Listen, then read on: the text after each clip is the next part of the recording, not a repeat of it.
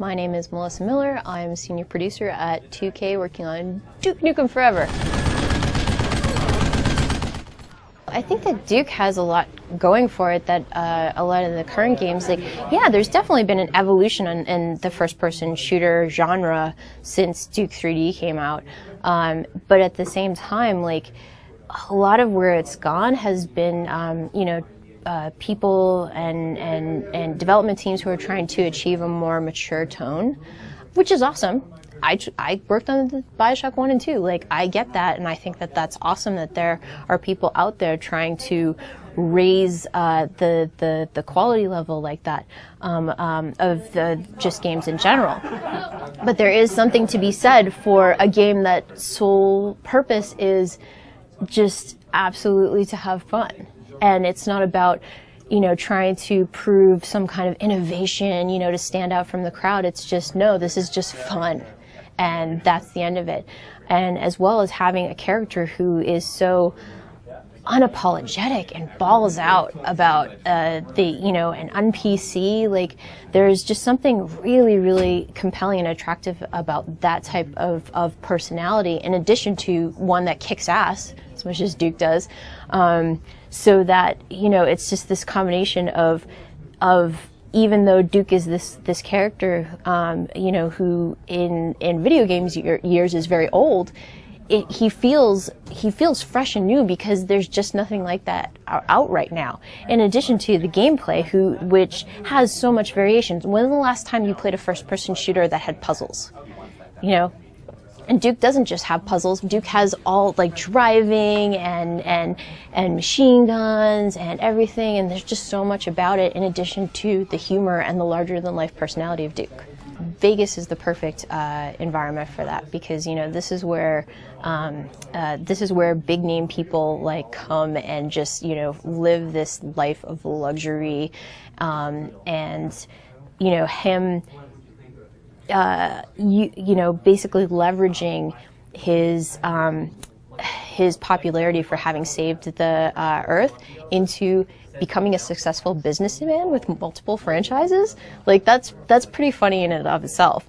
And, you know, here's Duke, this you know, he kicks ass, you know, and sent the aliens running and saved the Earth. But yes, he's got Duke Burger, and yes, he's got the Lady Killer Casino, and like that type of stuff is cool. And I think, like, Vegas is kind of the perfect environment for that.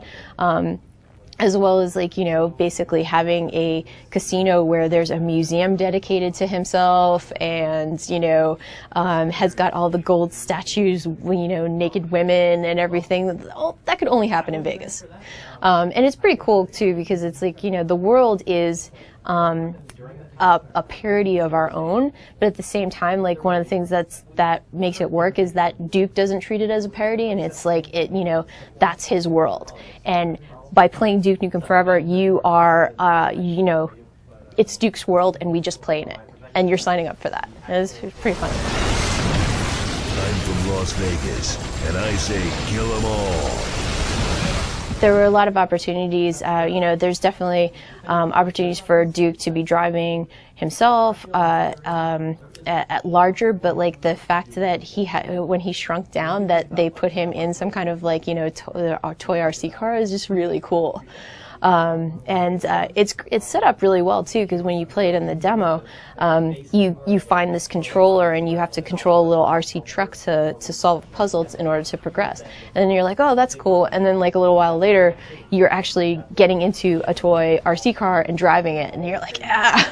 The arsenal of Duke 3D was really, really important to fans. And even playing in the demo today, you can see a lot of old fan favorites. You've got the pistol, you've got the Ripper, the shotgun, personal favorite, and you've got the Devastator. You also have some alien weapons that you can choose, like AT Captain's Laser or the AT Laser and so forth.